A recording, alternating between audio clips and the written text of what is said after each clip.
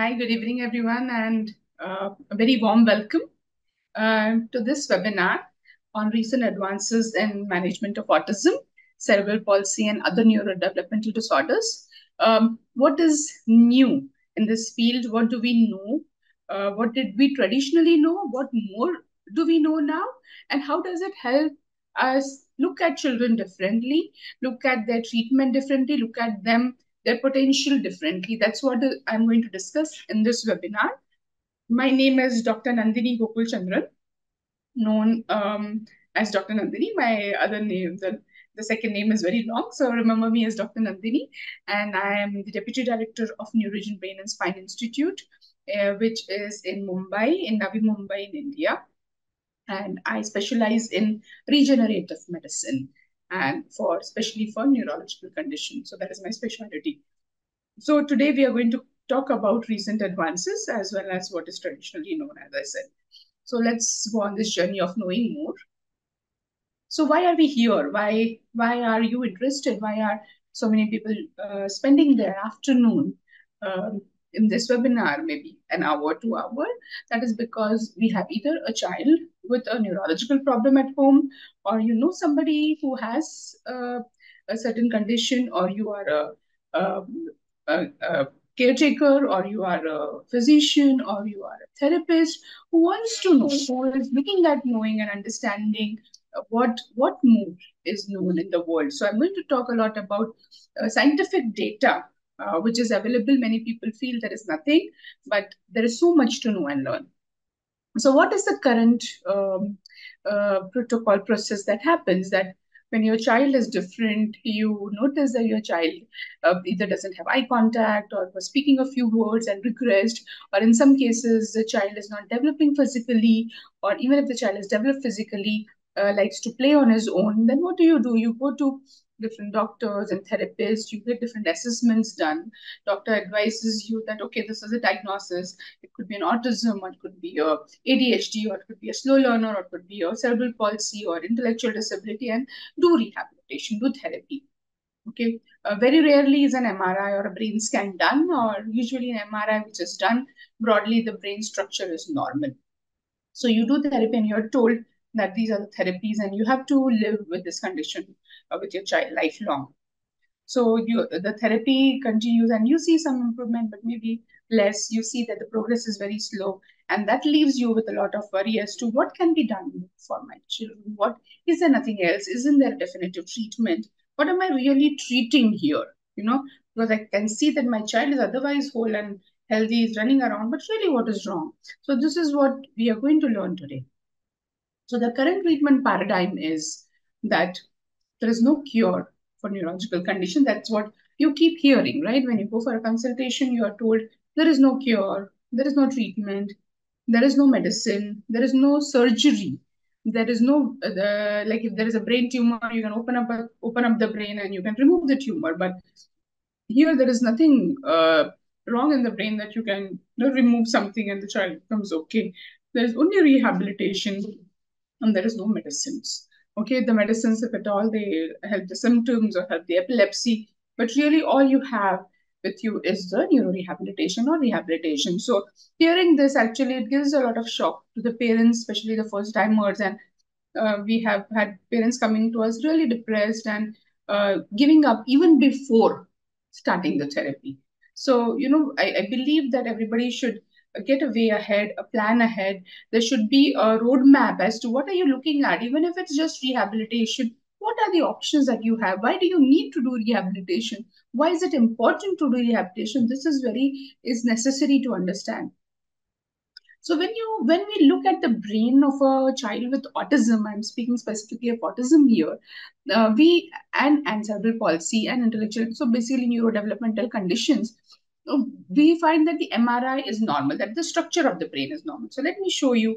Okay, this is a model of the brain, and when you open up, this is the skull, right? And when you open up the brain, you can see the brain inside like this. So the structure is fine in most children with autism. But when you look at the functioning, here you can see a brain scan which shows functioning of the brain known as a PET-CT scan. You can see that the blue areas that you see are affected, the green one is normal. So these are the blue areas which so far we have been told that it's not possible to correct, but this blue area, it is possible to correct, convert it into green, that means active and healthy brain.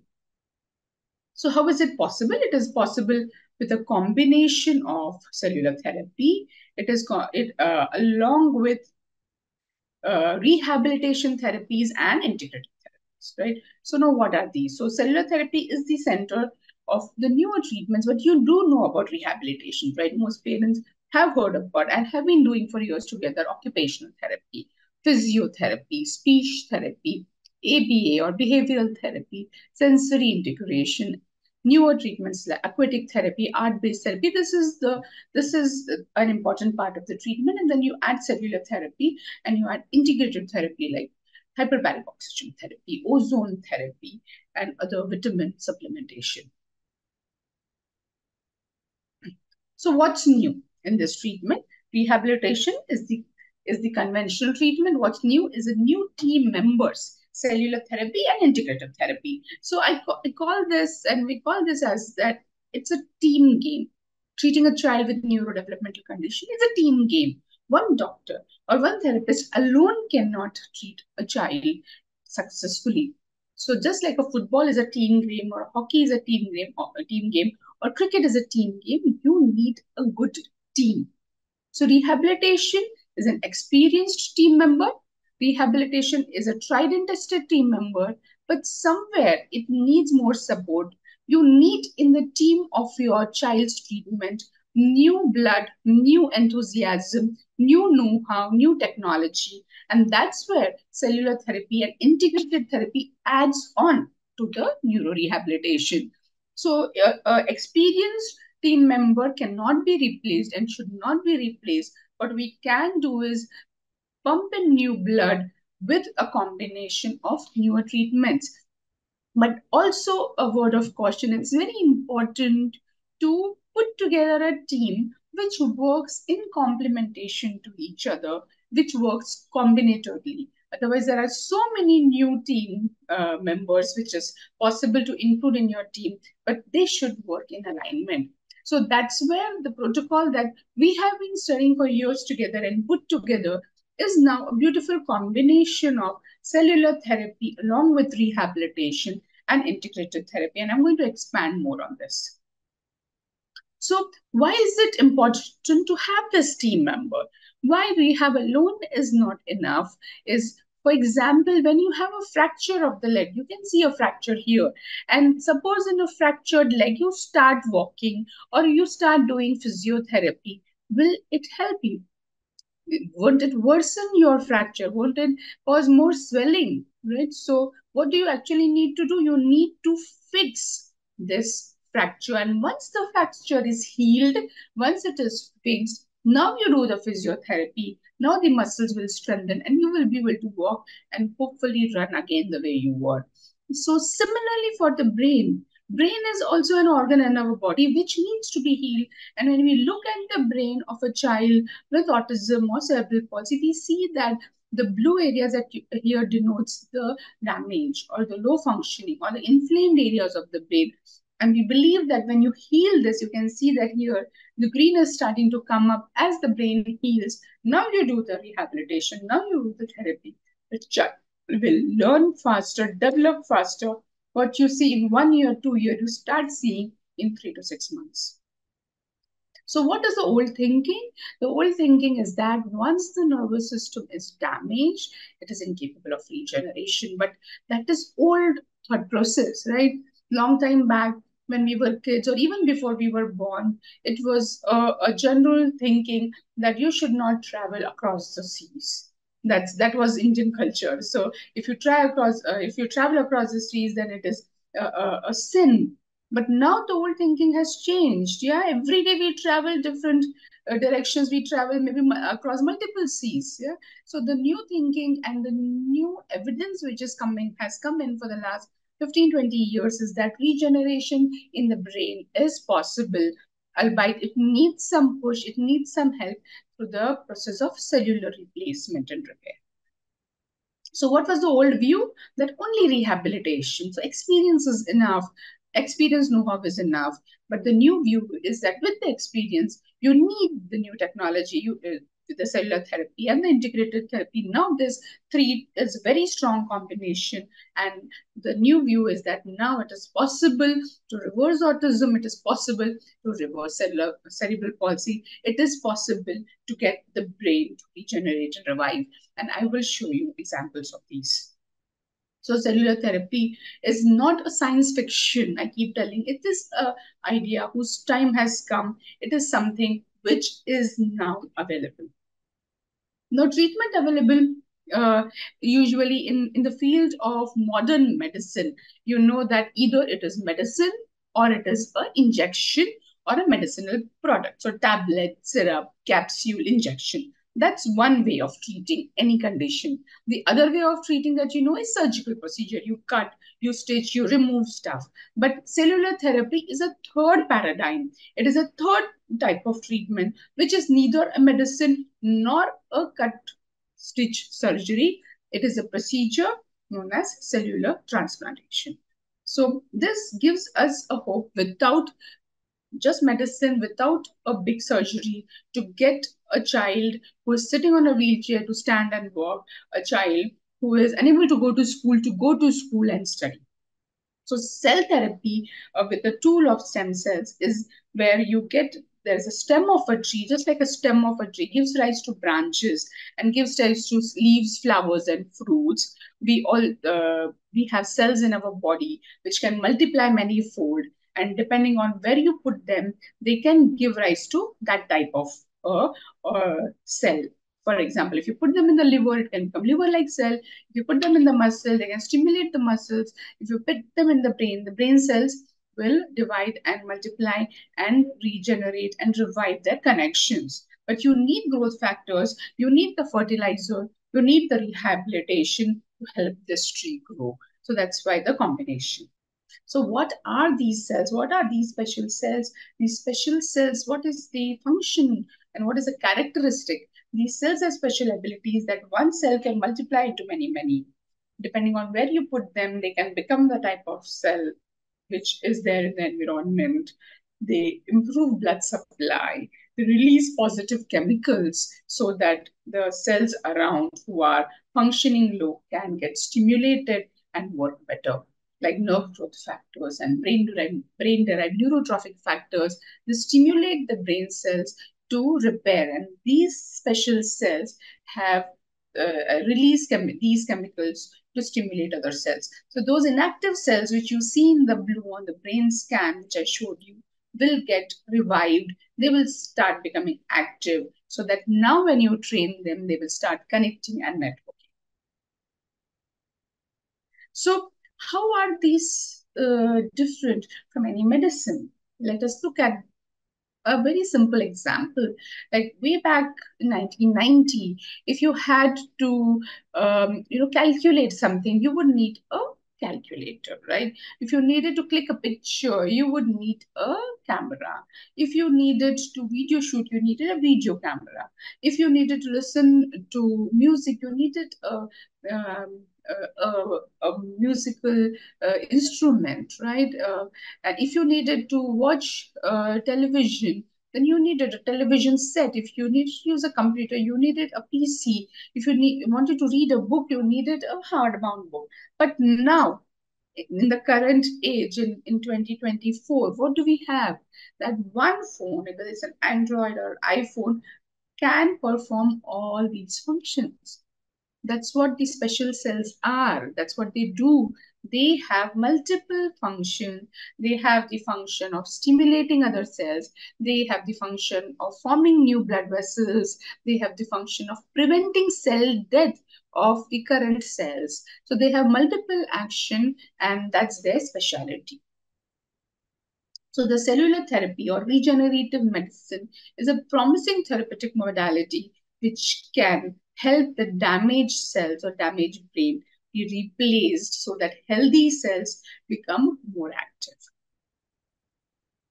So what are the major types of these cells? The major type is one, embryonic stem cells taken from the embryo when there is in vitro fertilization, you know about test tube babies, and couples cannot have children, they resort for test tube babies. And test tube babies, 10 to 12 embryos are created outside and 3 to 4 are put in the mother's womb. What is remains outside goes into waste. If those cells are then multiplied in the laboratory, a tissue culture lab, you get these special cells which can form any tissue of the body and have the potential to form practically all cells of an embryo.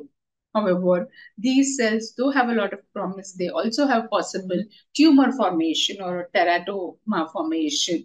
And more importantly, there are ethical issues surrounding these, because there are certain ways of thinking which suggest that even killing or discarding or using an embryo which would have otherwise been discarded is like killing an embryo. So ethically, there are question mark, and hence treatment or translational medicine using this form of cells is not a feasible option.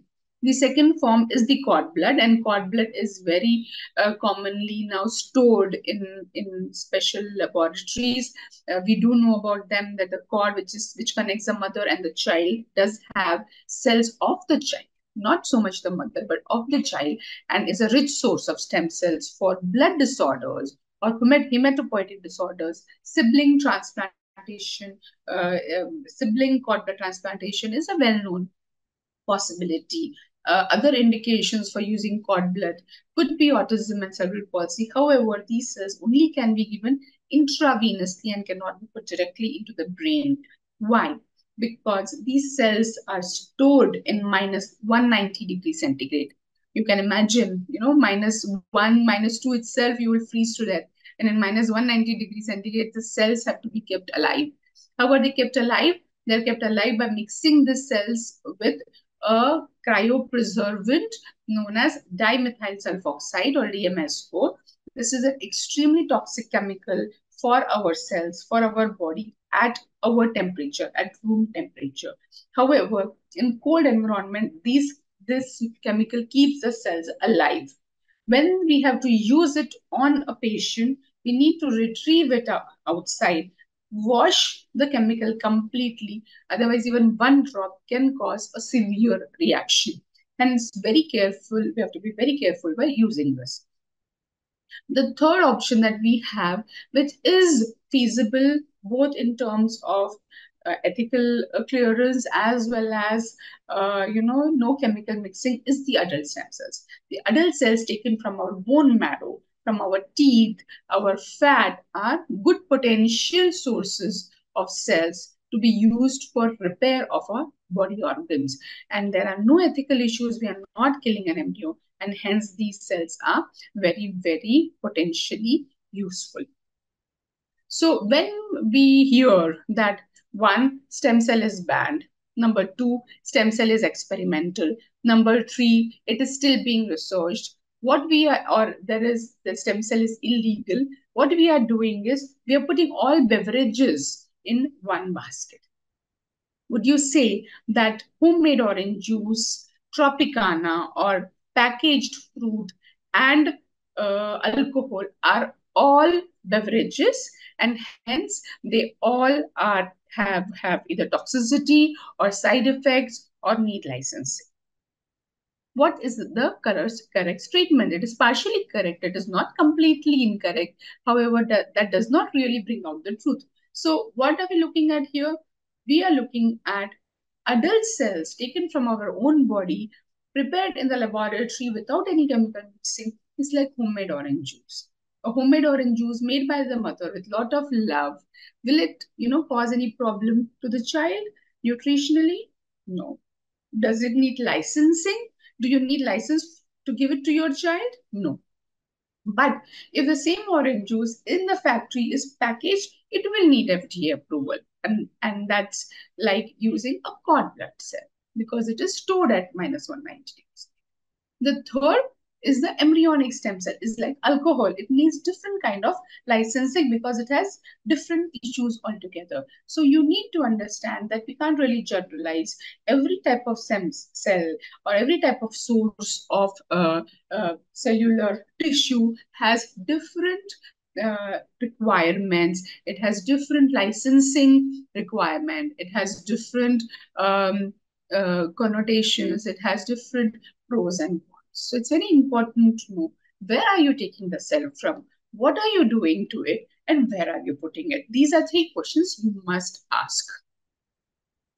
So we at NeuroGen are using cells from the patient's own body in clinical setting because these are safe, they are non-tumorigenic, they have never been known to form tumors, there is no rejection issue, these are easily obtainable using a very thin needle, no cut, no stitches, and no ethical issue because we are not killing an embryo. This is a replenishable source of cells in our body. Like when we donate blood, more is formed. Where is it formed? In the bone marrow. So when we remove part of the bone marrow continues to multiply and creates fresh cells within a day or two.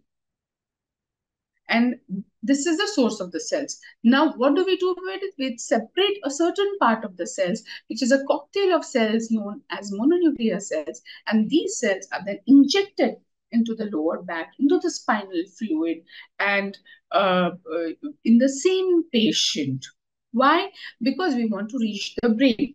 And hence, this is known as minimally invasive. There is no cut, there is no stitches. It is safe because we are not going into the brain. There are no major side effects. The cells will go directly to the brain or spine wherever the damage is. It will not get diluted into the liver, into the lungs, or into the gut if there is an injury elsewhere in the body. So what are we doing? We're directing the cells to go where of its own through the bloodstream it cannot go. Many people do ask me that if these cells are there in our bone marrow, why don't they reach the brain themselves? So now let's look at what does a bone marrow do.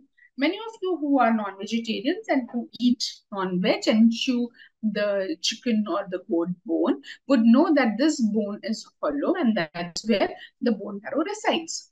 Here, what is the bone marrow doing? Bone marrow is producing newer cells. Where is it producing from?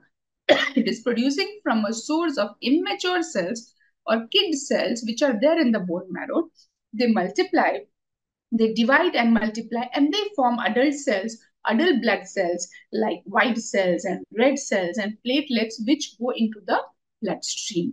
So from the bone marrow, when the cells go out, they are adult. But when the bone marrow cells are in the bone marrow, they are immature stem cells or kids.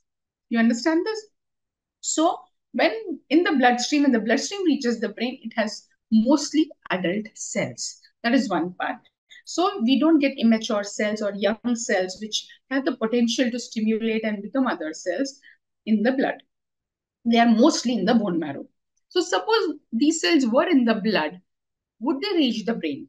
So they have to go through various, they have to go through the lungs, through the heart, through the liver. And when they reach the brain is surrounded by meninges. It is surrounded by coverings. And these coverings are very protective.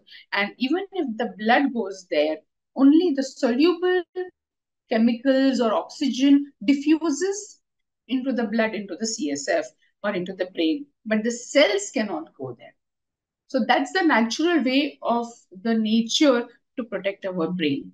And hence, what we need to do is take the bone marrow, separate the cells, and inject it into the spinal fluid that you see here so that it can cross the blood-brain barrier and be able to reach the brain with minimal interference. So that's about why we put the cells into the spinal fluid.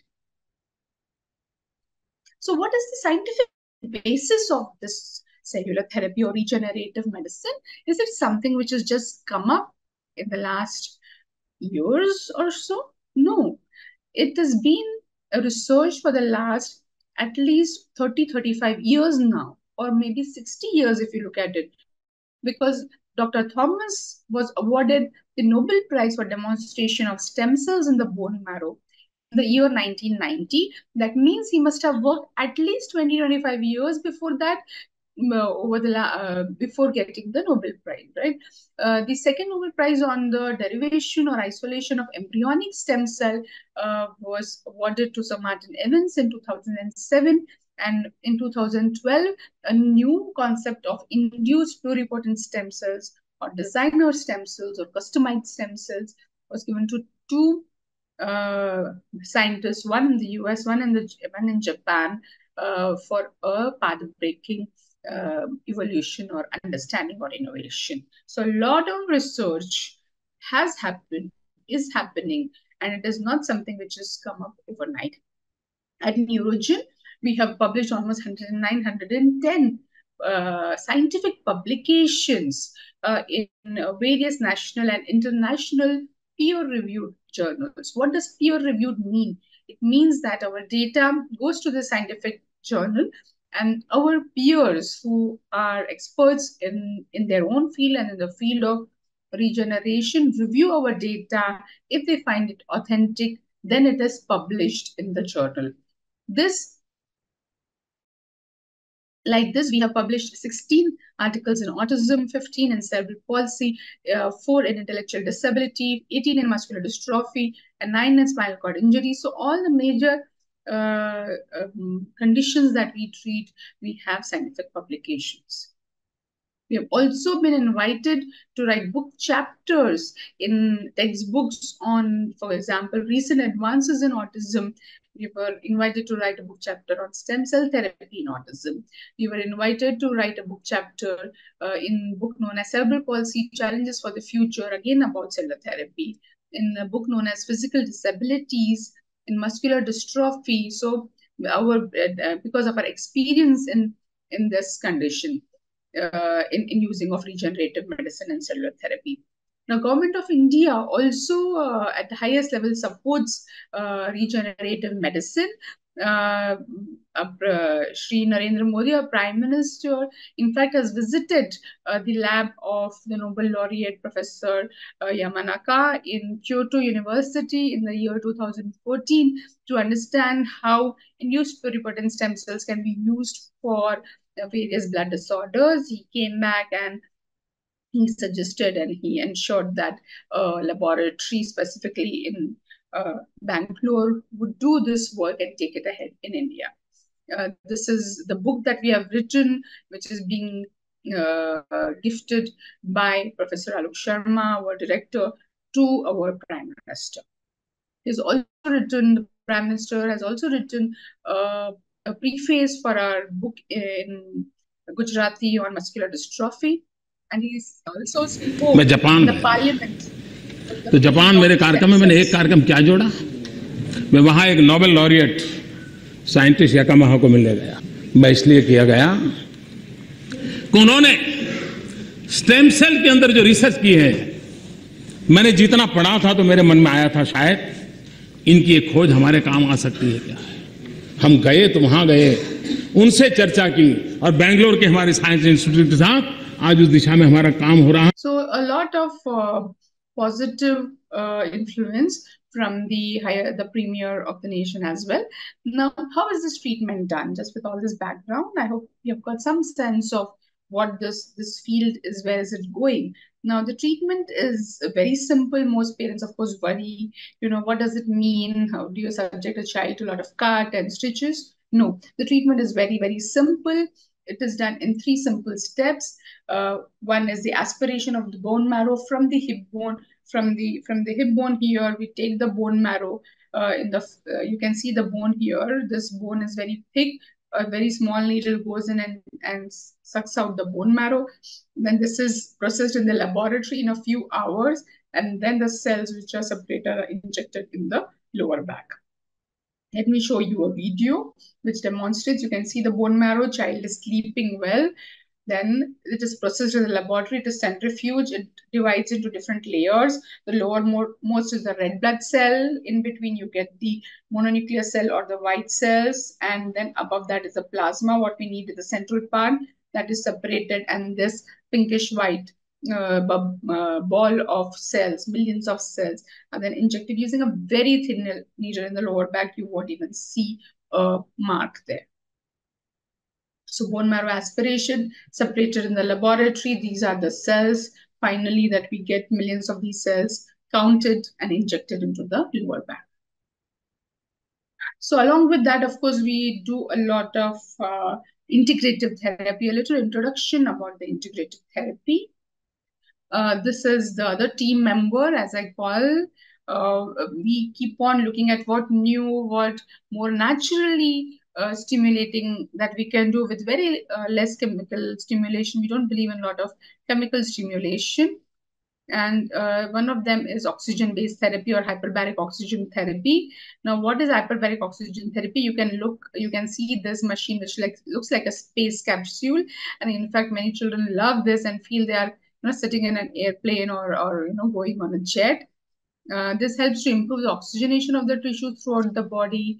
What we normally we do is when we breathe oxygen, when we breathe air, the air contains 20% oxygen, and 20% oxygen, when we breathe, it goes into the lungs, and the lungs purifies and takes the oxygen and pushes the carbon dioxide out, and whatever oxygen the lungs takes in is absorbed by the red cells in the blood. You can see that, right? The red cells here, this is the oxygen molecule that you are seeing.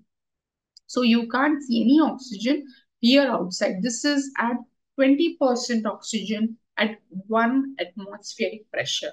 What is 1 atmospheric pressure? The current pressure that we are breathing the oxygen in.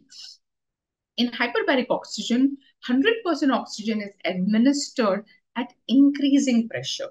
So when pressure increases, you can see more oxygen is taken up by the blood, not only in the red blood cells, but also in the liquid medium. Can you see this? So much of oxygen diffusing into the liquid medium. Now imagine that this oxygen is going into your bloodstream, and it can go into small nooks and corners of your brain, of your skin, of your liver, practically regenerating or rejuvenating all your cells.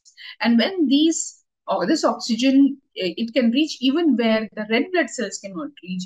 They can in through very small capillaries, and it stimulates the stem cells in all these different small parts. So the cells that we are injecting along with the oxygen therapy together, also the life of the cells that we inject also increases the survival and the potency. So we find that combination of oxygen-based therapies is like diffuses the brain, completely saturates the brain with oxygen. Can you see here? That is at 1 atmosphere pressure, and here complete it is. So even where earlier the oxygen could not go, now in hyperbaric conditions, increased pressure condition, it goes in. So it has been used very commonly in anti-aging. What does it do in anti-aging? It helps the age of the cells to reduce. Means if your cellular age is like 80 years old, because you have not taken care of your body properly, with multiple sessions of hyperbaric oxygen, you can reduce the age, make the cells younger so that they survive longer. So this is the way the oxygen therapy is done. It's a very simple process. The child lies in the chamber with the parent. There are, of course, other types of hyperbaric oxygen therapy known as this is monoplace, and there is multiplace or multiple people can sit. It's like a room where you can sit, and then you get a mask, or you can get a hood where 100% oxygen at increased pressure is administered.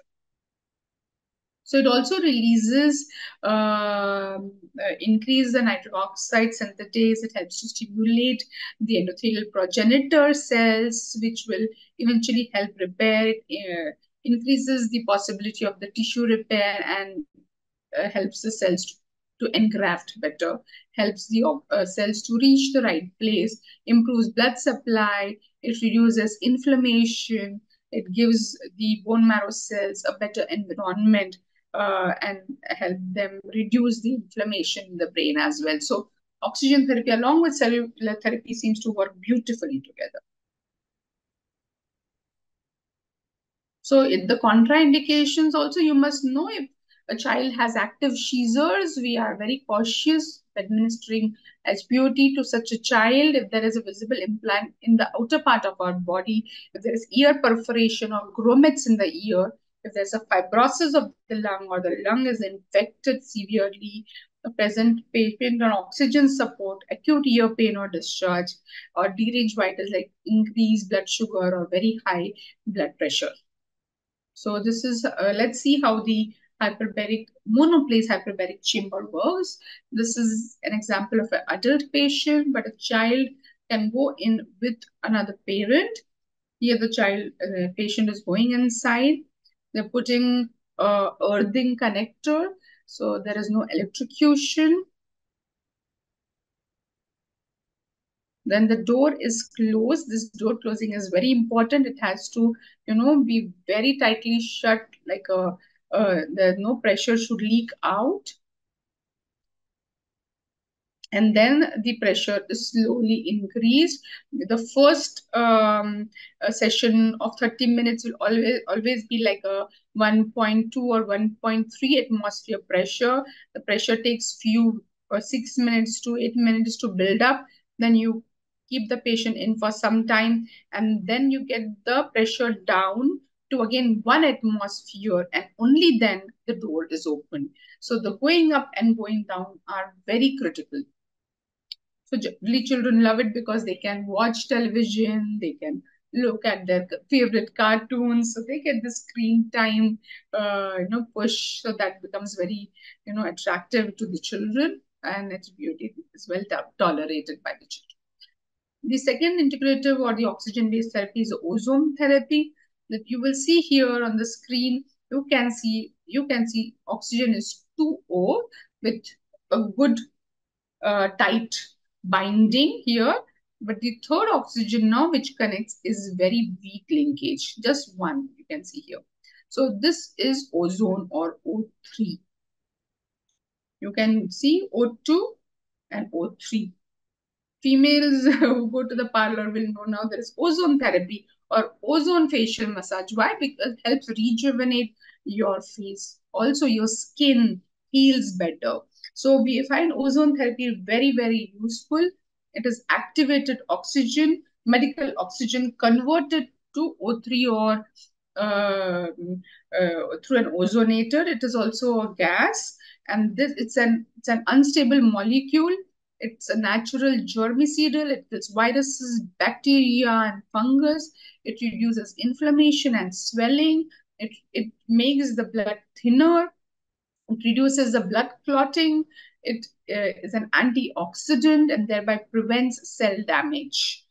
So it's a very excellent molecule for increasing immunity, and it can be administered in various ways. It can be administered as a sauna.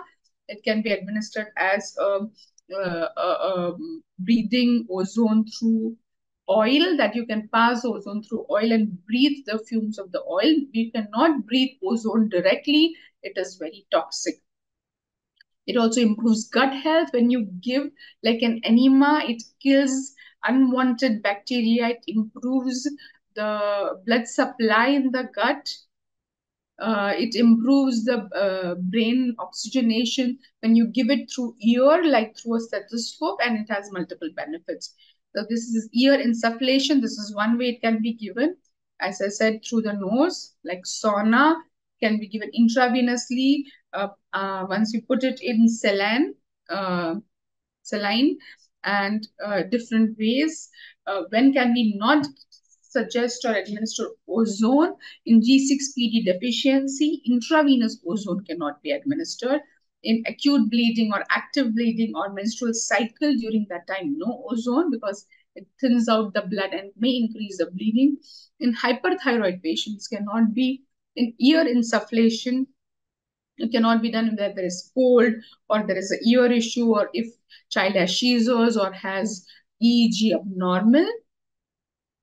Let's look at how ear is on. This is the medical oxygen. It goes through the ozonator, and now here the white tube, the ozone is going to the stethoscope. That's how the ozone is administered. In the ear, in the rectum, it's administered like a enema. Okay. Now, gut cleansing is ozone also helps in gut cleansing. In adults, we have a gut cleansing system known as hydrocolon therapy. However, that is only for adults because it has a high pressure uh, uh, blood water going into our intestine. But in children, uh, Ayurvedic or naturopathy, uh, enemas can be given. This is for adults. Then acupressure, deep tissue mobilization, stimulating certain points in our body to improve oxygenation and induce a state of relaxation. It relieves muscle tension, it elevates, activates the self-soothing mechanisms, improves blood supply. Vitamins can be administered orally and intravenously. In adults, micronutrients are administered intravenously, but in children, intravenous administration is not recommended. Only oral therapy is recommended. Now let's look at results in autism, only of cellular therapy with rehabilitation and cellular therapy with hyperbaric oxygen. So in neurodevelopmental disorders, it has been seen like autism. We know that it is neurodevelopmental disorder and it is seen more in boys and in girls. Typically diagnosed around two-ish, 2.5 or so, between 2.5 and 3, and is a spectrum from mild to severe. Triad of symptoms: poor socialization, impaired communication, and restricted repetitive behavior. Why do we need to find a definitive treatment or cure? Because the numbers are increasing. You can see in 2004, 1 in 166, and in 2020, 1 in 54, 70 million of people on the spectrum. Recently, 2023 data is 1 in 36. So in 3 years, it has gone from 1 in 54 to 1 in 36. Isn't that really worrisome? Fundamental cause, nobody really knows for sure. It could be a combination of genetics and environment. 10% genetic is known. We do see it in families.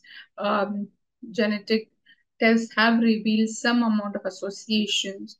90% is more of environmental causes, problems during prenatal and antenatal conditions, intestinal dysfunction in autism, exposure to toxic chemicals, use of mobile phones.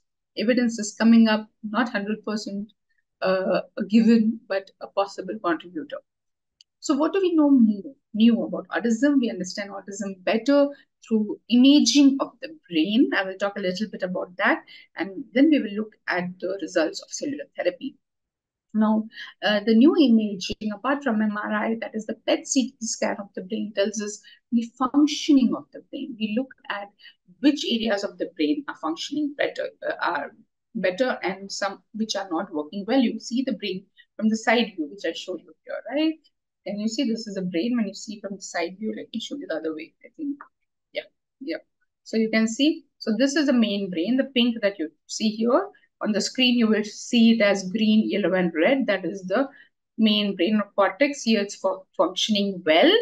But you can see here lower down, the blue and green on the screen is the cerebellum. Then you can see the tip here and in between. So these three areas are working less, and they correspond to the functioning of the brain and leading to different symptoms in the child. Cerebellum is for fine motor activity, coordination, balance, articulation, sensory processing, all different kinds of senses. So this is like a traffic police of the brain. If the traffic police is not working properly, what will happen? There'll be chaos on the road. There'll be jams. That's what is happening in the brain of a child with autism. And here we can see medial temporal for understanding, learning, comprehension, socialization, emotions, emotional expression. Then in between here is a thalamus.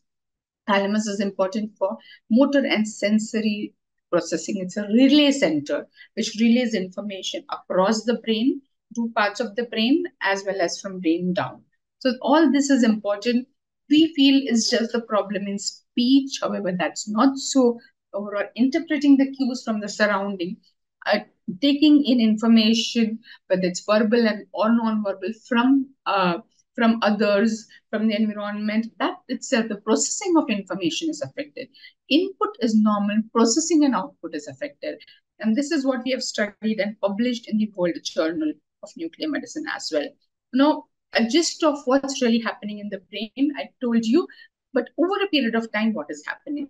So when you see this graph here, you can see the orange graph indicates brain of a child with autism, the metabolism or brain functioning of a child with autism, while the blue indicates brain of a neurotypical child. So when this brain functioning, you see the blue between 0 to 5 and up till 10, the brain functioning or metabolism is increasing, very fast. And between 10 to 15 years, it increasing but slower.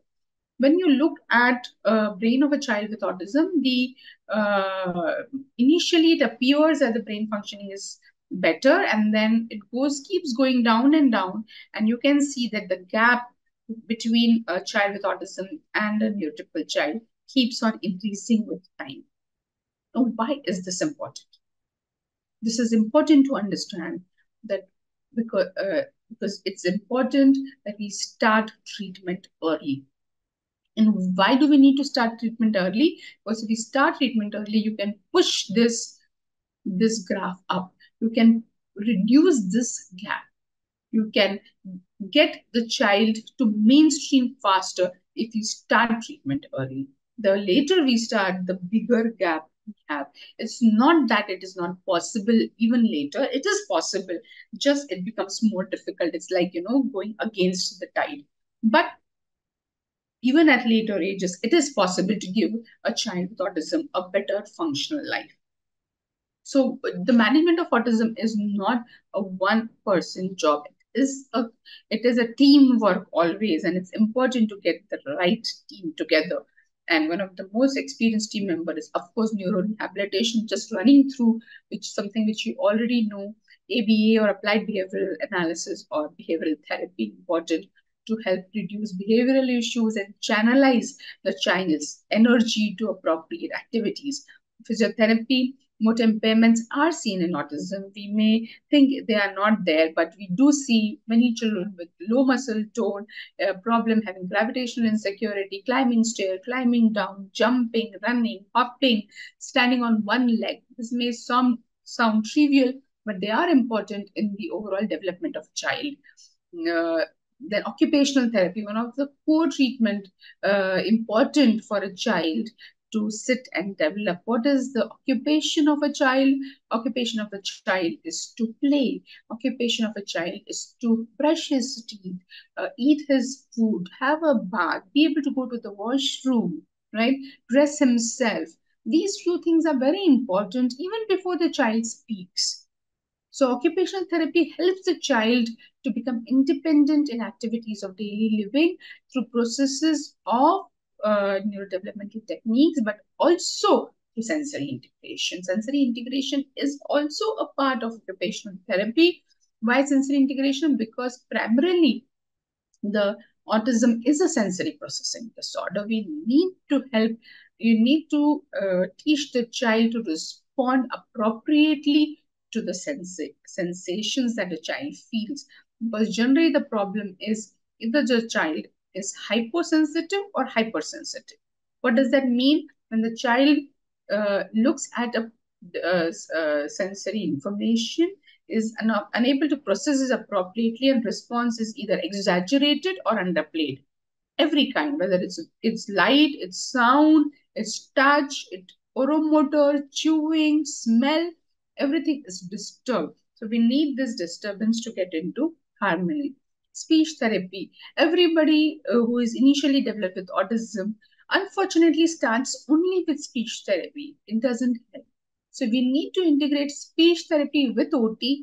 Speech therapy should first focus on oromotor, tongue movement, chewing of the child, eating better, and then speech and communication.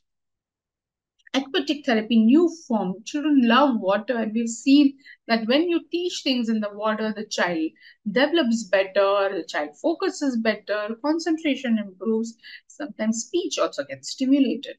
Art-based therapy, teaching the child through the medium that the child loves. Some children love music, some children love art. Use that medium to engage the child and improve his focus. Chelation, heavy metal removal, one of the possibilities processes Have to be very careful, be very judicious using detox methods. Supplements have to be given mindfully, check for the levels, and then give. That's what we feel. Over supplementation sometimes causes more problems. Diet and nutrition, important part of the treatment. Gluten-free, casein-free diet has been shown to have 50% success rate. That means that in 50% of the children who resort to this type of diet, they do find improvement in better concentration, better gut health, reduction in constipation, reduction in hyperactivity. But with all of these, are we doing enough? No. That's why we need cellular therapy to focus on the brain functioning. Everything else is working from outside. Cellular therapy, along with oxygen therapy, is helping the brain heal, and then all of this works better. So the first time ever in 2013, we published this data of 32 individuals, first time in the world, to show that autologous bone marrow-derived cells, a mixture of cells, when injected intrathecally, helps in all these different domains in improving social relationship, emotional responses, development of speech, language, and communication, better behavior, better sensory responses, and better cognitive component. So we saw that a child would focus better, hyperactivity would reduce, understanding improved. Then the therapists are able to train the child better. All the therapies which were helping before but lesser or slower become more important after the cellular therapy. After the cellular therapy, the therapist finds the child is progressing and the parents find the child is progressing faster. The second publication came in 2020, where we published a data of 254 individuals in the American Journal of Stem Cells, where we found that not only does it help the symptoms, we also found that it helps in improving the functioning of the child and reducing the autism severity. Based on the severity, we did find it helps both mild to moderate and moderate to severe patients. Very, very important, our data suggests that children less than 5 years respond the best to the treatment, almost 97 to 98%. Between 5 to 10 years, about 90 to 94%, and above 10 years, I would put it 85 to 90 practically. Yes, so 90%. Gender-wise, both male and female respond equally well. The earlier you bring the child for treatment for after diagnosis, better the response. Within a year of diagnosis, if treated, almost 100% of the children recover. When brought between 1 to 5 years, about 95% a success rate, and between 5 to 10 years after the diagnosis, about 90%. When we look at the literature or the evidence throughout the world, different type of cells used through different mediums of administration. First ever publication from India, from NeuroGen, second from China, third from Italy, fourth and fifth from US. That's why it's not so prominent in the US yet, because much behind us, almost 8 to 10 years behind. Sixth again from India, seventh Vietnam, eighth Iran, and ninth USA. 16 published articles from NeuroGen itself, and so many others from the world. No actual contraindication. You can combine with other treatments, but you may just have to space them out a little bit. The results of the most recent studies that we have sent for publication of 1,000 plus patients, and also comparing some of them with the oxygen-based therapy, we looked at 100 and 100 intervention group, meaning cellular therapy along with oxygen-based therapy and cellular therapy alone. We found that cellular therapy with integrated therapy had substantially better response in most of the symptoms as compared to cellular therapy alone.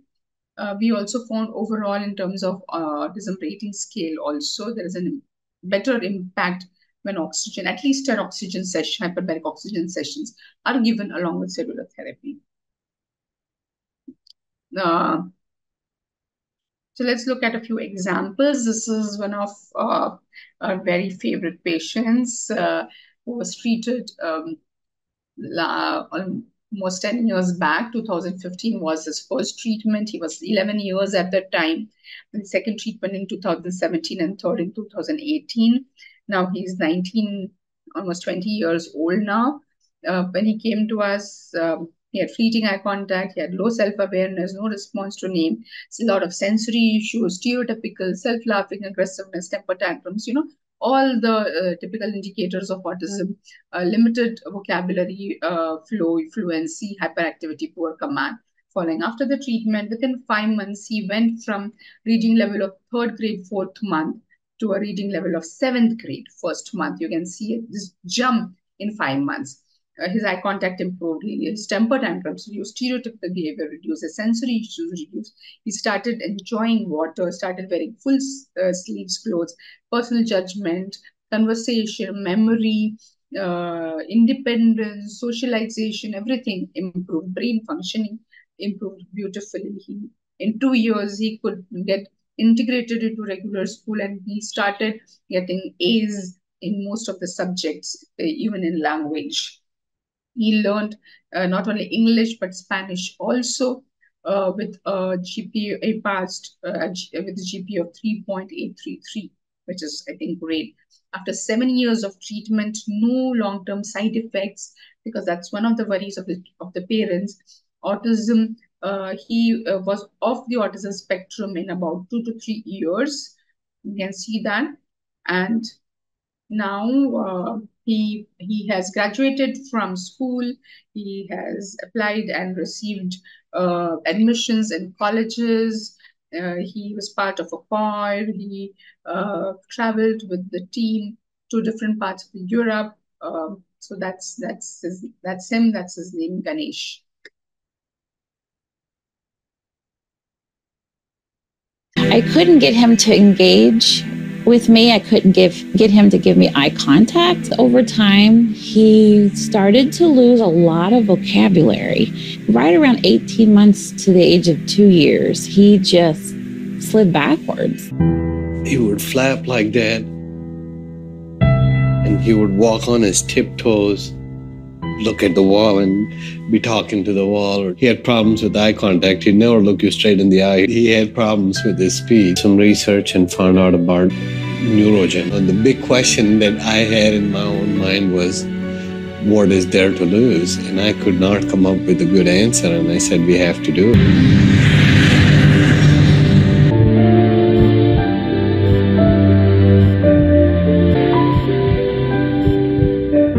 We started seeing better eye contact, definitely a difference in his engagement with us, with his sibling, his mood. He was so much calmer. Now he's all about taking his own shower.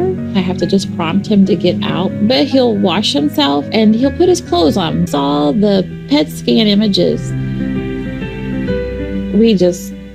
I can't tell you the word. We were just so excited and thrilled.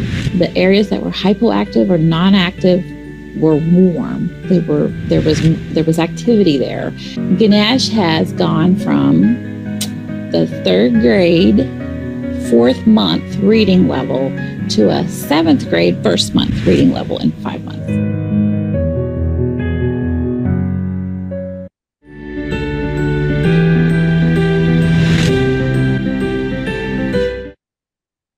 This is a story of 11-year-old Ganesh. Let's look at a few more examples. We went to different doctors, we went to different hospitals, and when I brought it up, they were like, oh, no, don't worry, it's because they are boys, they are triplets, they were premature. I would be walking out and I'm like, bye, and no child is crying, no child is waving back bye. And by then, for sure, I knew that they should be doing that. The children had this behavior of disappearing. In fact, Eric disappeared 3 times in the middle of the night. The biting, the spitting, the scratching. How are we going to stop this behavior? We went to see the neurologist, and in 5 minutes, he said, these children are autistic. As parents, it was very traumatizing. First of all, we didn't understand what autistic means. So I decided to really get to read a lot about autism. I remember the first time I read about stem cell. I was like, wow, this is really good. We had a lot of questions which we asked, and we got very clear answers from Dr. Sharma. The day of the stem cell itself came, actually I was a bit anxious, of course, but really I didn't have fear. A bit of apprehension, anxiety, of course, as a mother, but I knew they're in good hands.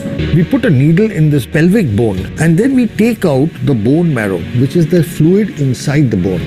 The pure stem cells, once they are ready, a thin needle is inserted into the lower back. We inject the stem cells into the cerebrospinal fluid. It flows all the way up to the brain. Things that would have taken probably years to be accomplished in my sons, in like 8 months' time, we've really been able to come very far. Just with water. They used to defecate on their clothes, but now they can use the toilet. We've seen a lot of improvement in terms of spitting. The tantrums have reduced. Sleeping used to be a problem before, but at the moment, he is taken to his bed. It takes a few minutes and he is asleep. See my son's cycle. You try to make them understand what it is to pedal, and they couldn't. But after stem cell, when we arrived in Kenya the following day and we went out, and these guys could cycle.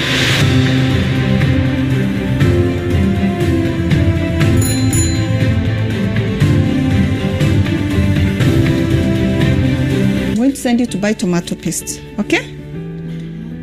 I'm going to send you to buy what? Tomato paste. In the shop. Where is the shop? It's here. Okay. So I'm going to give you Money. for what? Buy tomato lollipop. I'm going to wear my shoes. That's right.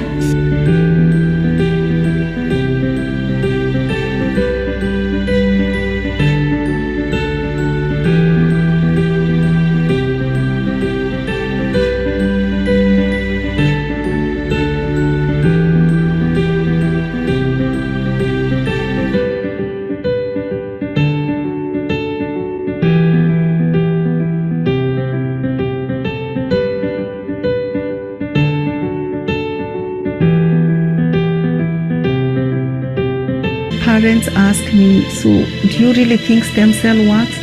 And I'm like,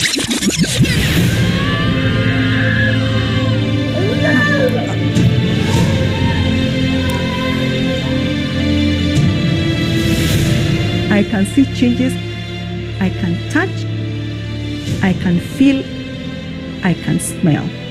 Of course, for me, stem cell works. I'll do it until my children get well. So that's Mercy speaking about her children. This is a child from Kenya who came to us 2 years back when he was 13 years old. Completely for 13 years he was at home. He was unmanageable. He could not be taken out, or he was running around after the treatment. Also, for some time, it was very difficult to manage. When he settled down, he could now go to school. For 13 years, he could not go to school. He could understand. He could. Now he understands, he rides cycle, there's so many things that now he does. So this is a very cute child from South Africa. I love his story. When he came to us at 4 years, he was recently diagnosed, and absolutely he was had no sitting, no focus, running around, no understanding of anything, no words at all. After the treatment, in an year, you could see that he's sitting, he's focusing, he's understanding colors, he started using some words. That was a year. So this is just a year progress, and I will show you what happened in 3 years after the first treatment. You will see the drastic change that he had in terms of speech and vocabulary. The next video is stupendous. It's amazing for me always. Once upon a time, Pete the cat was walking down the street and his brand new white shoes. Pete loves his white shoes so much. He sang this song.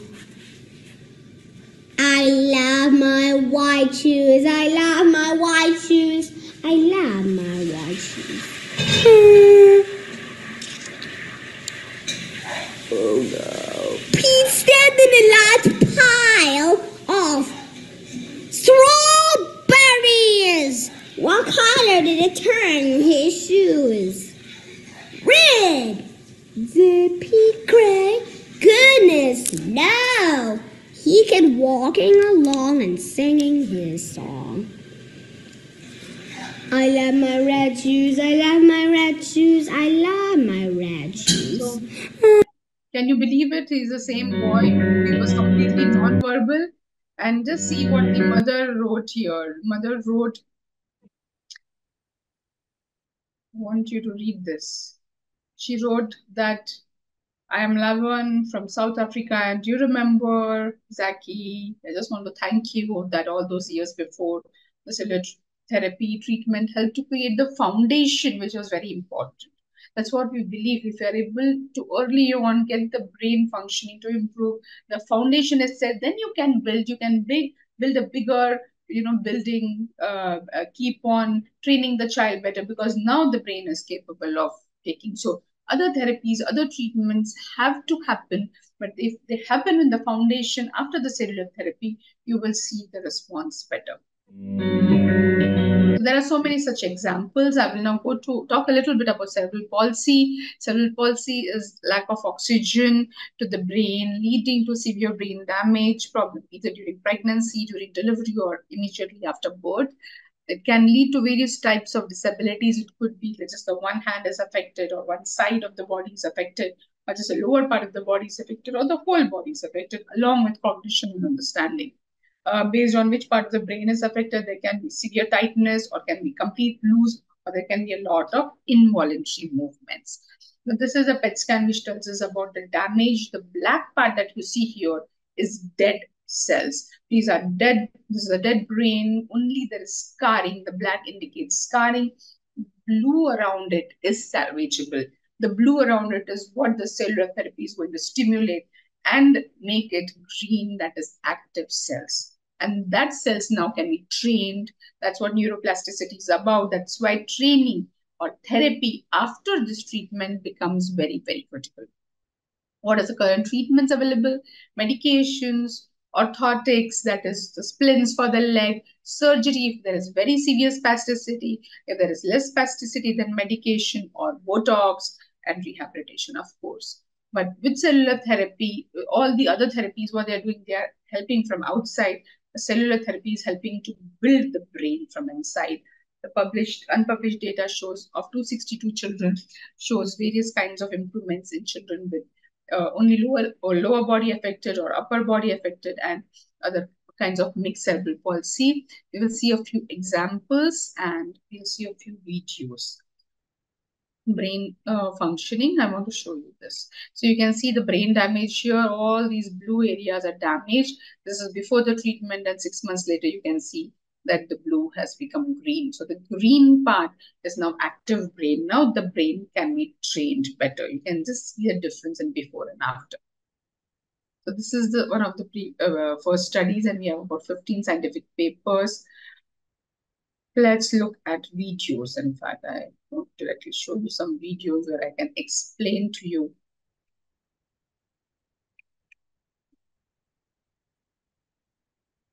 This is a child who was treated by us when he was 7 years old.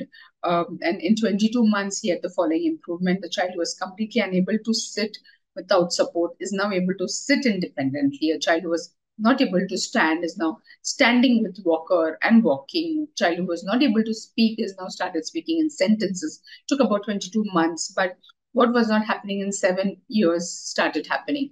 A child who was homeschooled, who was a physical limitation, now could go to school. His hand-eye coordination, his balance improved, command following improved, his scoring changed, from very severe to moderate. And brain functioning, look at the brain functioning. Before the treatment, you can see all these blue areas which were damaged. Now you can see the brain is now completely active. Look at a few videos. This child from Kenya who came to us, he was 14 years old when he came to us. He was cognitively all right. He was going to school, but severely physically disabled. After the treatment and with good rehabilitation, he started developing upper body strength and tightness reduced. He started using his hands better for gross motor and then fine motor activities. Then started, ambulating, going and, doing his small things within the house. This was the initial month. And then after 2 years, you can see now he's walking independently. A child who was completely on the wheelchair is now walking without support. A 6-year-old child, in 3 years, this is the improvement that we saw. A child who had a lot of involuntary movements. He had ataxic cerebral palsy, who could not crawl, who could not sit, who could not stand, had severe movements, who could not speak, who could not understand, who could not have cognition, started understanding and learning and vocalizing and speaking, going to school. He was able to reach out with the left hand. His left hand was very poor. He could not crawl. He did full support. Started crawling and sitting and walking, heel walking without falling down. He started sitting from floor to stool. And he could now climb to the windowsill, where he would fall down while standing and walking. He could now balance much better. He started walking with more balance, though not 100%, but much better ball. And he could pick up ball and throw ball and started attempting to climb stairs.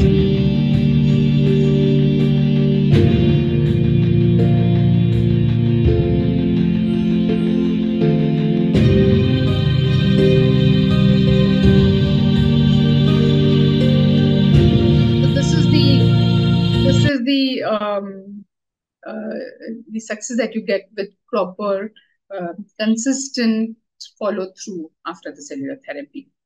A child who could not stand at all, we needed complete support for standing at the age of 7 years. With cellular therapy and rehabilitation, started first walking with support, and then walking within the house, and then walking outside the house. So this is the progression that he had over a period of a year.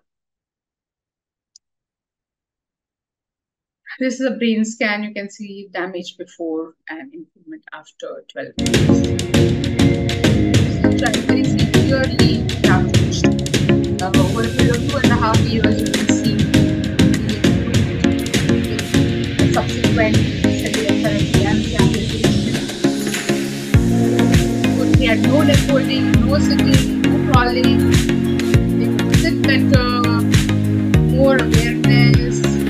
Hold his body better, sitting, stand, then postgraduate, better body control.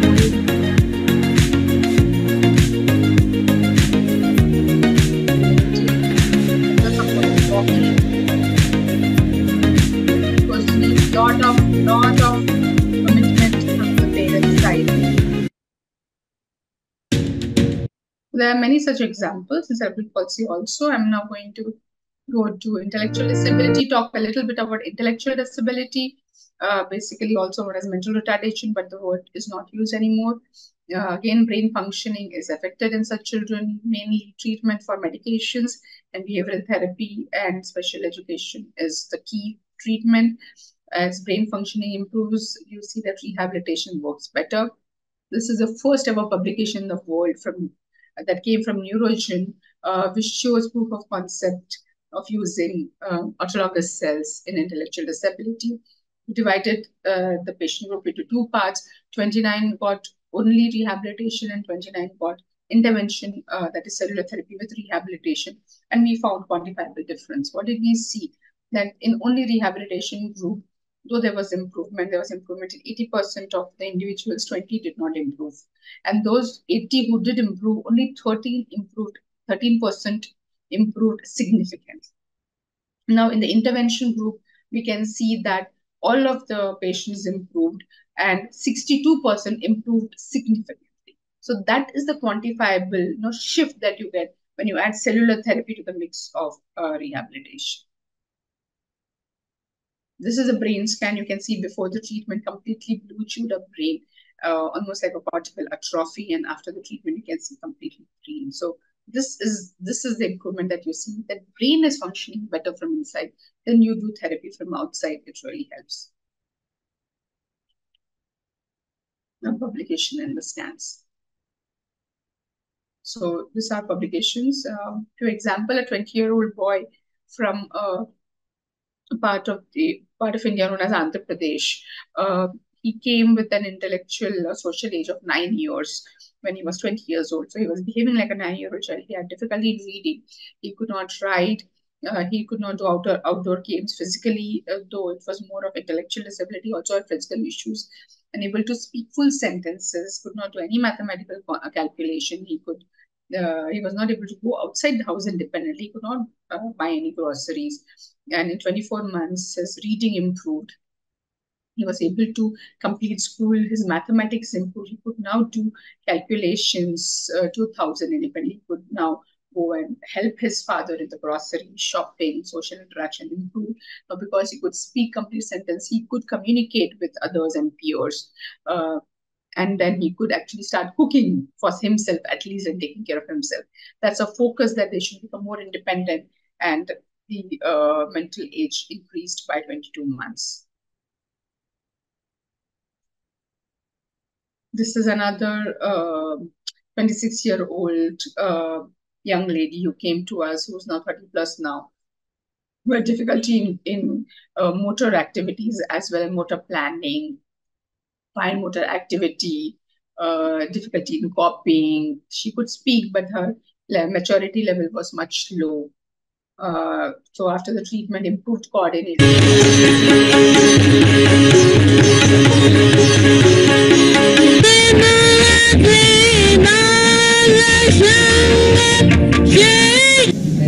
Very nice. Smells good, looks good, and with she could do sitar, very difficult. She could learn the frequency. She could calculate and do with less mistakes. Confidence improved, a lot of improvement. So this is about intellectual disability, Down syndrome, though it is a chromosomal condition, trisomy 21, with other systemic issues such as heart condition could be there, thyroid and sometimes hernia. But all those others have medical and surgical treatments. What we treat is the brain functioning. We help to improve the brain functioning, improve the IQ of the child, improve the understanding, learning, and speech. So we focus on the brain functioning. We again see that certain parts of the brain are working less and they can be improved with cellular therapy. This is a 24-year-old girl, again from a very small town in Andhra Pradesh, who improved in her motor skills, color recognition. 24 years, she did not have the color recognition, fine motor, doing activities by herself, like simple things like combing, as we said, number and color identification, confidence in speech, helping in household activities, sequencing, tracing numbers, even. So 24 years, it was not possible. After the cellular therapy, this improved. So many such examples. Overall, if you look at the side effects, that's one of the things that people worry about, and have been told that bone marrow there are a lot of side effects, but using the bone marrow, in fact, there are no major adverse complications, no irreversible neurological deterioration. What we have seen is a possibility of 3 to 6% epilepsy in children or individuals who have a history of seizure previously or whose EEG is abnormal. Hence, we put them on prophylactic anti-epileptic medications to prevent or reduce the possibility of seizure, possibility of a spinal headache during the treatment. After the procedure, it is transient, may happen in 2 to 3 days in some children, but it is self-limiting. Nausea, vomiting, a little pain may happen, and sometimes a little increase in hyperactivity is possible transiently, for about maybe 15 days to a month. So this is NeuroGen Brain and Spine Institute in Navi Mumbai. You're all welcome. We treat our patients like our own family. We've treated 14,000 patients from about 100 different countries. We have all different therapies in one building. This is We are placed near a very beautiful lake in a city which is very well planned, without the hush bush of Mumbai. People are afraid of Mumbai, but this is a little away from the main city, like a suburbs of Mumbai. This is our main operation theatre where the procedure is done. Where this is a cell laboratory where the cell separation happens. And we have comprehensive rehabilitation, a combination of cellular therapy and neurorehabilitation is a team for a complete comprehensive holistic approach, which we feel is very, very important. And along with physiotherapy, occupational therapy, we have a specific Autism Child Development Center. We are in the process of now assigning a play area for children where they can learn as well as play. Aquatic therapy,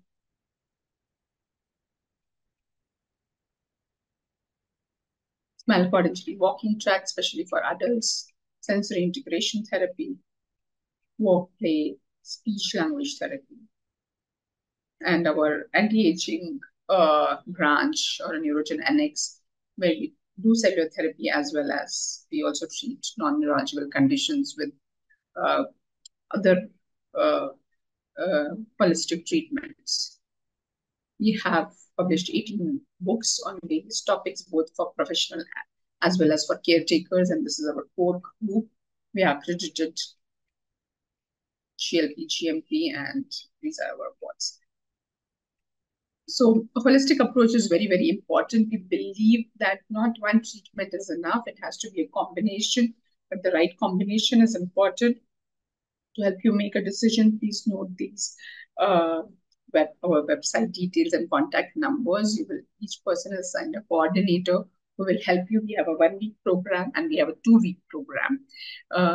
1 week will have only cellular therapy and rehabilitation. 2 weeks will have cellular therapy, rehabilitation, and integrative therapies. And how NeuroGen is different from others. Many people ask us, there are other therapy centers all over the world.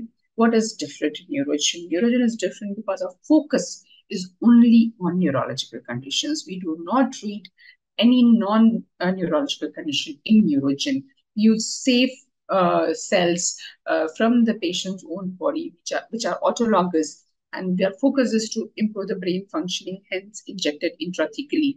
So we believe in a combination of cellular therapy with comprehensive neurorehabilitation and oxygen-based therapy.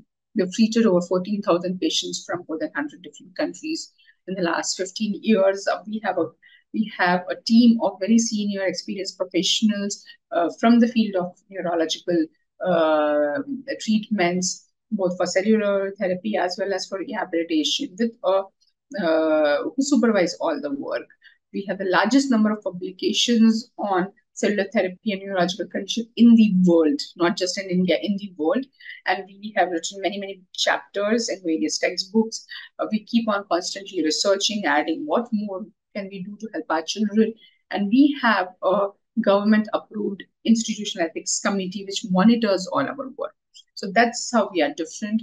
So we believe that adult cellular therapy is safe and it is effective for children and as well as adults for neurological conditions, incurable neurological conditions. And if anybody has told you that this is not possible, that it's not possible to regenerate the brain, do remember what the father of our nation, Mahatma Gandhi, said, to believe that what has not occurred in history will not occur at all, is to argue disbelief in the dignity of man. So it is possible. Scientists believe these tiny cells may have the potential to help us understand and possibly cure some of our most devastating diseases and conditions, to regenerate a severed spinal cord and lift someone from a wheelchair, to spur insulin production and spare a child from a lifetime of needles, to treat Parkinson's, cancer, heart disease, and others that affect millions of Americans and the people who love them.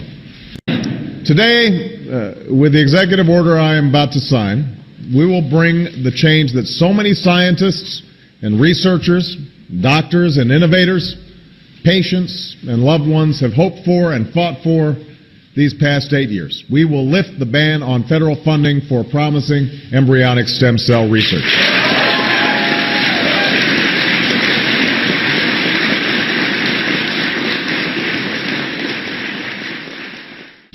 There's no finish line in the work of science. The race is always with us. The urgent work of giving substance to hope and answering those many bedside prayers, of seeking a day when words like terminal and incurable are potentially retired from our vocabulary. So people remember the ban, but they don't remember the lifting of the ban. So that's why I thought I should play this video, plus the insight that Barack Obama had about the potential of these cells is not unfounded. It is true. He's talking about embryonic stem cell, but adult cells themselves have similar and better potential without ethical issues. So we hope that you're able to embark positively on the journey of hope with a combination of safe cellular therapy and integrative therapy. I hope this has helped clear a lot of the worries and doubts and skepticism that comes into our mind, because we hear all different sorts of negative connotation attached to this treatment of regenerative medicine. I hope this has helped you find the way back to hope and positivity. So this is where we are, and all of you are most welcome to get in touch with us. And I'm happy to take questions now. Let me see what questions have come. Question was clicking.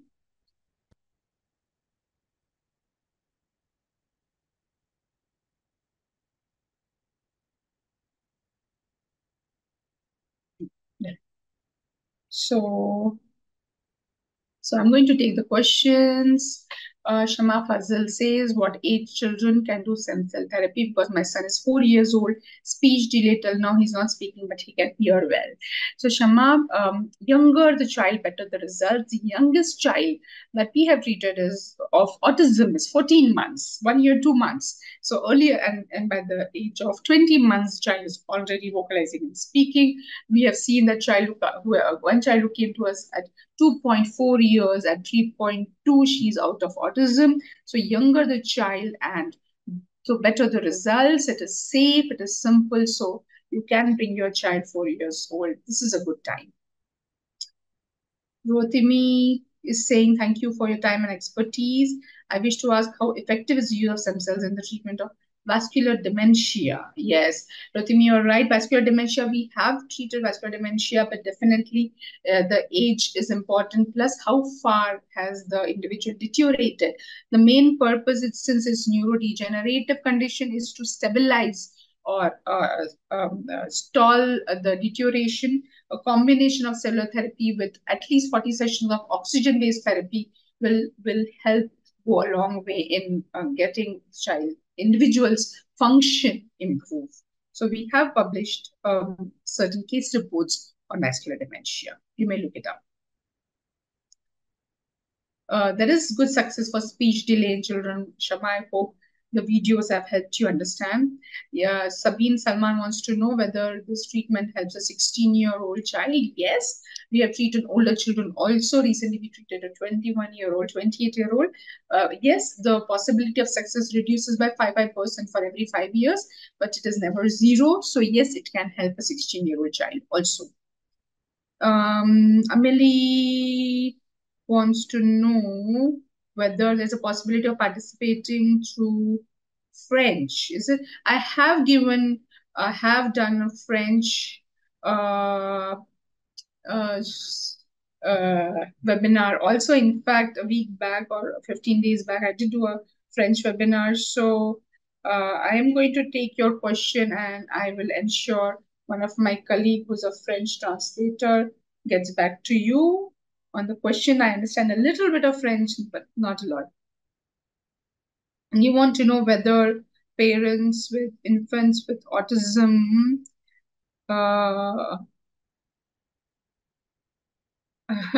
okay. Sorry, my French is very minuscule. Let me. I will see whether my French colleague is around and we'll try and answer your question. I'll come back to you. Valeria wants to know, can I have your email? I'm from Mozambique. Yes, Valeria. I had put the email address contact@neurogenbsi.com. All those who have participated, we will, and you put your email, we will reach out to you for sure. Alicia, I did speak about autism a lot. I hope You've got the information. What are the risks? Were there instances of no improvement, Zara? So the risks are minimal or very transient. There are no long-term neurological side effects. Instances of no improvement are there. 3 to 5 out of 100 in those children who are less than 5 years. About 10 out of 100 in those who are between 5 to 10 years, maybe 15 out of 100 in those who are between 10 to 15 years, and so on. Nina wants to know what can be done for a child who has undergone surgery to remove a tumor from the left side of the brain. He has seizures. Now, secondary to the surgery, also there is a cognitive delay due to the tumor. You will need to undergo rehabilitation. We have to understand what kind of tumor it is. So if you could, Nana, send us more details. So I have my French colleague here, and I will answer the French question. Let's go.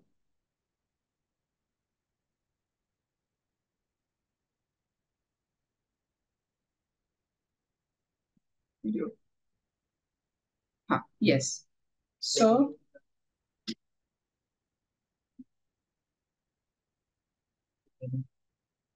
She's asking, good morning, is there any possibility for French people to participate also?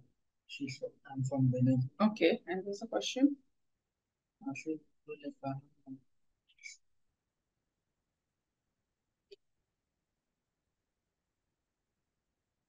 Do you think that the parents from French country can participate for the stem cell from with the English language as a Okay. So Emily, so I want to introduce my colleague here. Can you see him? His name is Satanin, and he's from Cameroon. He's here to assist you and those who come from French-speaking nations. So there are people who come in. You're most welcome. If you could put your email address and phone number here, we will get in touch with you and we will assist those who want to come for treatment and those who know only French. You want to speak in French? Yes, ma'am. Bonjour. Moi, c'est Satina et je travaille à l'hôpital NeuroGen comme traducteur anglais-français. Donc, si vous avez un souci, vous pouvez juste envoyer votre email. Là, je vais vous contacter plus tard pour qu'on puisse communiquer au fait. Donc, la langue n'est pas le problème. Je suis à l'hôpital pour faire la traduction pour les patients francophones. Okay. Merci beaucoup. Okay. I know that much. Okay. Thank you, Mercy, Satanan. And if there are any more questions, please put in here. I will answer. So I've answered about the tumor. We need to know whether it's a benign tumor or whether it's a tumor which is malignant. So if we know that, we could tell you what could be the next course of action. Please, Nana, send us more information. A PC user is from Bangladesh. Namaskar. So I hope everything is good. Bhalobashi.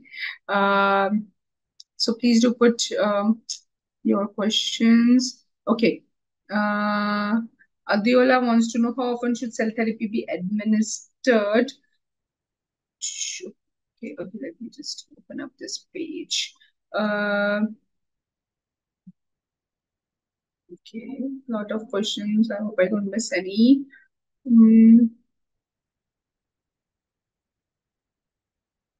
How often should cell therapy be administered to a patient? Are there limitations? So the cell therapy, the treatment, how many times it should be done is dependent on the severity of the condition. There are no theoretical limitations, but it depends on the severity. In autism, it could be 2 to 3. In muscular dystrophy, we can, depending on how severe the child is or how we are trying to slow down the progression, we could do it multiple times as well. So every child is different. We look at each child differently and we decide based on the brain scan and the clinical condition and the age whether more treatments are required for this particular child. I have 4 disabled children in South Africa. How do I get help? He's saying this. Rihan Aziz, could you please get in touch with us or give us your contact? If you have registered, we will have your contact information and we will get in touch with you.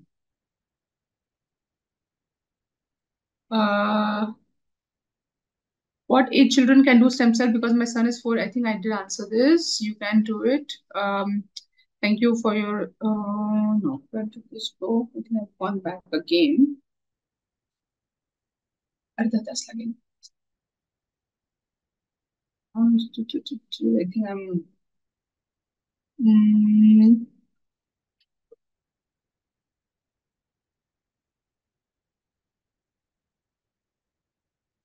Who donates the cell and what is the cost implication for CP?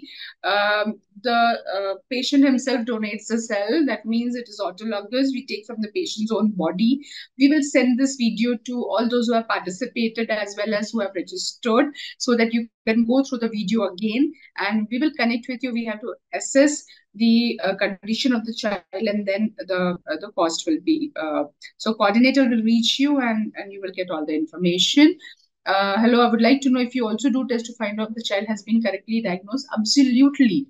The first 2 days of the treatment is actually assessment, clinical assessment, brain scans to understand what the problem is.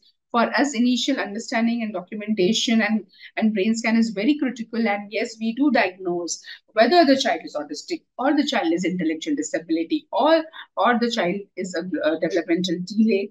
What is the severity of the child and what are the limitations, what are the positives? Yes.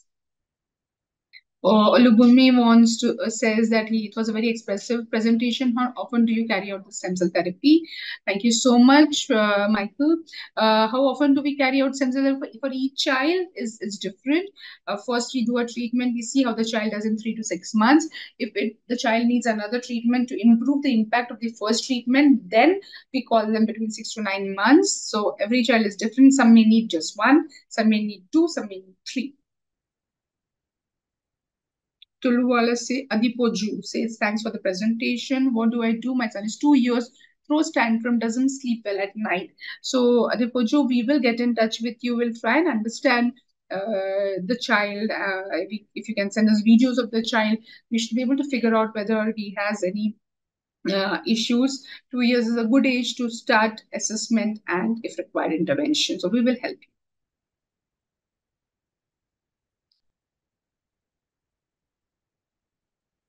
Yes, Sandy or Joshua, I hope Joshua is doing better. He's 17-year-old. What would make the difference? The next treatment is, so yes, 17-year-old, we hope that whatever progress he has made at the age of 17, we should be able to up the improvement further. We will need to first do a detailed follow-up to understand where he has reached. And then we can, yes, even at 17, we could do the third treatment. Alusola, can we use this to treat sickle cell anemia? Sickle cell anemia, sickle cell disease will need allogenic bone marrow transplantation. That means it's a blood disorder. The treatment process is completely different. So you will need to identify a donor who would be a sibling or a relation and check for compatibility of the blood and then transfer the cell. That requires a completely different setup and it's not done in our center. Thanks for the brilliant session. Aditi says, thank you, Aditi. My son is 7. Responds to his name. He can say a few words, but does go back to regressed mode randomly, especially when encouraged to speak more, and speech is our biggest challenge. How does cell therapy focus on particular issues? So the cell therapy doesn't particularly focus on only speech or only understanding. It works on the brain functioning and everything is from the brain, right? From if the CPU is not working, whatever you may do, get a new monitor, that is not going to work. So we need to identify which areas of the brain is functioning. We help improve the brain functioning and then your rehabilitation and training will improve the speech outcome also. We need to understand whether the problem is from the understanding level, from the receptive language, from the expression, whether it's an apraxia. So it's the brain which is the main cause of the whole problem. We need to address the brain issue. Then the speech will come. On an average, Zara, it's different in every child. And some child comes out in 1, typically maybe 2 on an average. rarely 3, 4, and 5. Sabine, let Sabine go. Okay. A lot of questions are coming in, so please excuse me if I miss any. Just put question again. Something is going up and down here.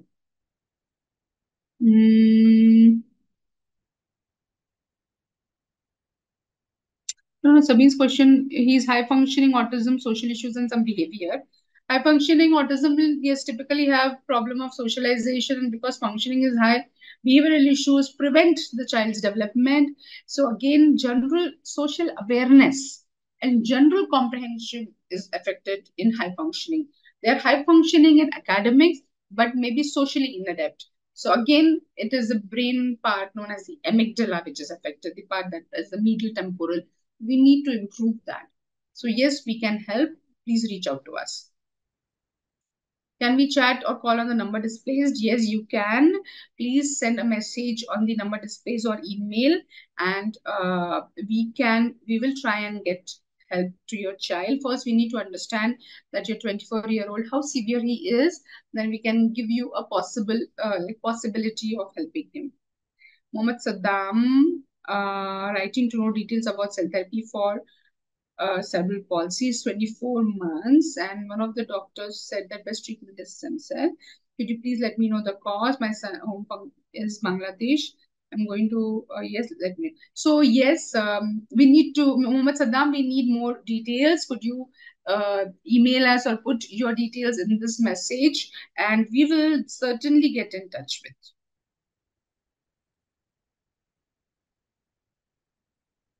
Yes, I got your question, Mohammed Saddam. We will help your child. Your child is young, and we can definitely help him. So I will put our contacts again on the screen for you all to screen share. Hai kya? Let me just share the screen again so that you can all note down the contacts. But if you have registered with us, you will get the contact number. Okay. Screen share. Dekh hai kya? I think I'm going to just share the screen again, even a screen.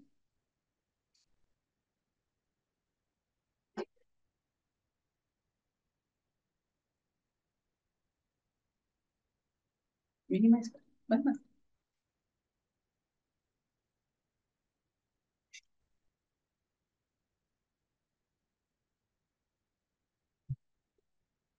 I hope this screen is shared with you, so you can note down the number and our website and email ID. In the meantime, I will continue the question. Sabine's number is here. So we will get in touch with you, Kelvin, Sabine, Eric. Thank you for your numbers, and we will get in touch with you for sure. Can help hearing loss, Adiola?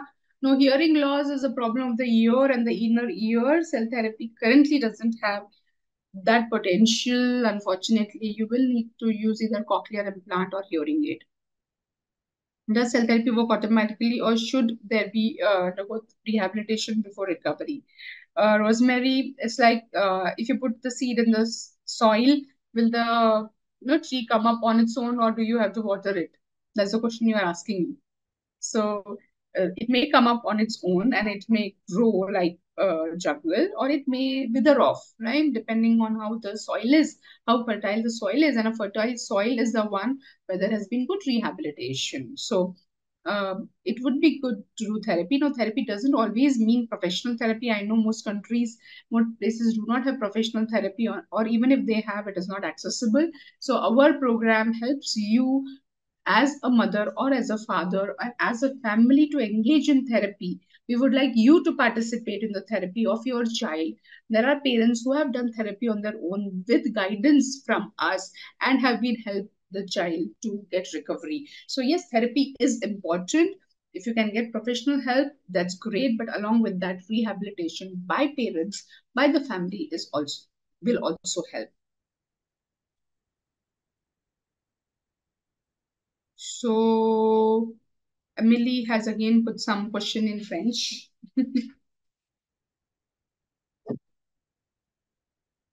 Thank you for your response. Yeah. Approximate amount and the stay for the stay. Okay, for a 9-year-old child. Yeah. Okay, so for a 9-year-old child, first, please do send your details, your contact numbers. Saturnin will get in touch with you. Our medical team will first understand the child's condition and give you a program which could help your child and give you the cost. Madame Amélie, s'il vous plaît, essayez de me joindre et là maintenant on pourra discuter par rapport au montant et également au coût du traitement pour un enfant de 9 ans. Merci. Merci.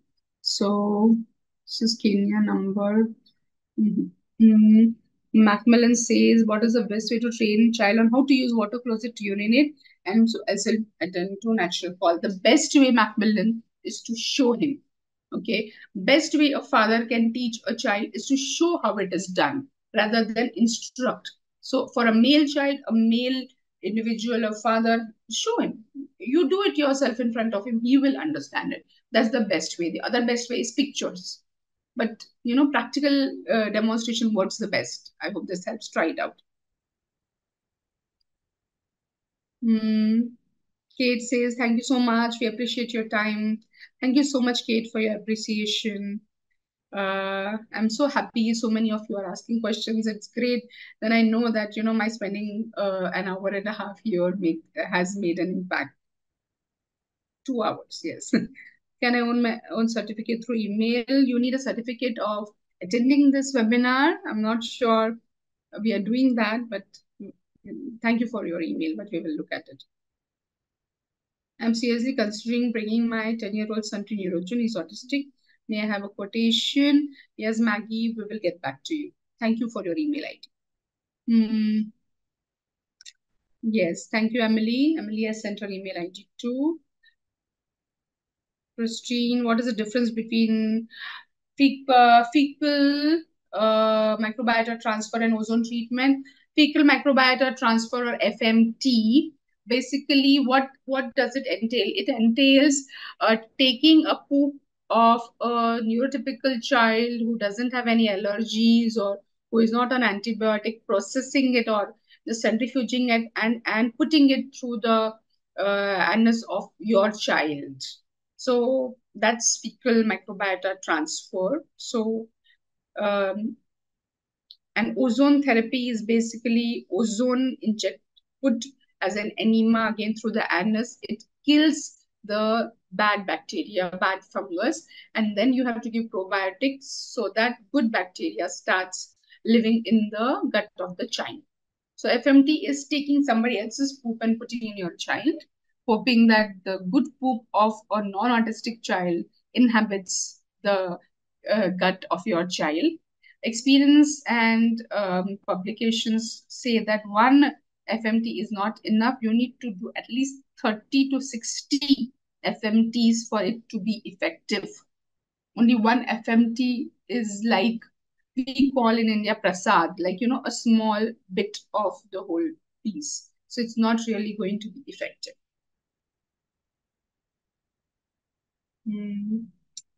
Okay. This is... my son is dependent, 6 years old. How can I help? Anonymous, I don't have a name, so I don't know who's asking. So please do send your details and we need to know more about your child. Then we should definitely be able to tell you how we can help. Mac has undergone cellular therapy. What is the best way? I did answer your question, Mac. I hope. Try that way. Kelvin, you will get a recording if you have registered and you have put your email ID. Automatically, you will get a link of this webinar recording. If you have not, just send us a message and we will send it to you. Mercy Jehu. Email address. We did receive your email address and we will get back to you. Do new cells put in the body have a duration to mature or regenerate? Yes, they will multiply in 3 to 6 months and integrate into the brain and become adult cells. We don't want them to multiply indefinitely. because if they multiply indefinitely, they will form tumors. So adult cells thereby have limited multiplication potential when they need to be trained, and so that they can go into the brain and become adult cells. They will remain there, but as adult cells. My son, Peter says, my son is 5 years, 7 months, has been on therapy for 18 months, but while he's becoming independent in many areas, his expression and language plus speech are not showing any clear positive development. Should I just wait for therapy to improve, or is cell therapy the way? He only understands simple commands and basic statements. Thank you, Peter, for this question. And experience has taught us not to wait. Experience has taught us, earlier we used to say that, first do therapy, then wait. But how long are you going to wait? He's already 5 years, 7 months. The earlier you improve the brain function, faster you will get the improvements of speech. And it's not just speech, as you say, first receptive language has to improve. He understands simple commands, but he's 5 years and 7. Does he understand equivalent to his age? We need to get him up in terms of social aid. That is very important. So my opinion is, do not wait. Come as soon as possible.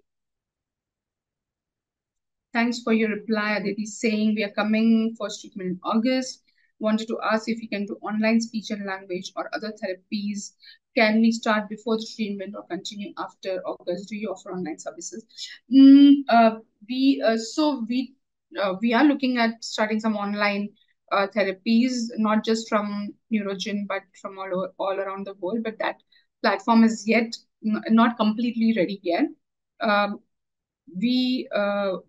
Our therapist can assist you with online guidance or online therapies once they see the child here and work with the child. And then, yes, you can get online guidance once a week or twice a week from our therapist. Yes, that is possible, but after they see the child physically here.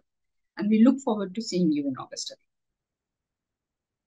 How many times does one need to do stem cell therapy for an autistic child? I've answered this, anonymous attendee, that depends on the severity of the child's condition and the brain scans that we do. Do omega-3 nutrient supplements help in neurological development, autistic or normal children? Eric wants to know. Omega-3 helps everybody, but only omega-3 is not enough. It's an antioxidant. It will help you and me also. Has to be given judiciously. And it has to be given for time bound. Be careful. Sometimes it overstimulates the brain. But yes, it's an important molecule. It's a good molecule to take. Let's take a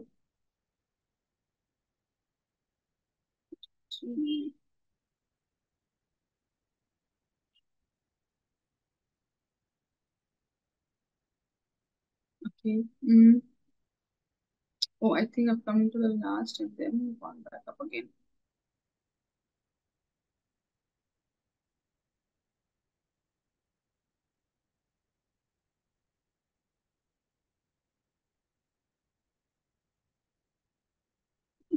I think I'm तो देखा कि नहीं समझेगा because it's going up again.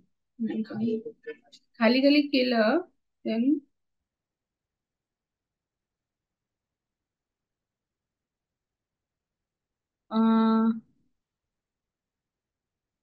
last ones.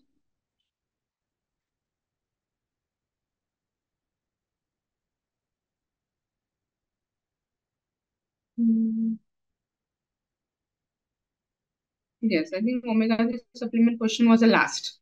Okay. Thank you so much for all your questions. I've got 49 questions. I hope I've answered all of your questions.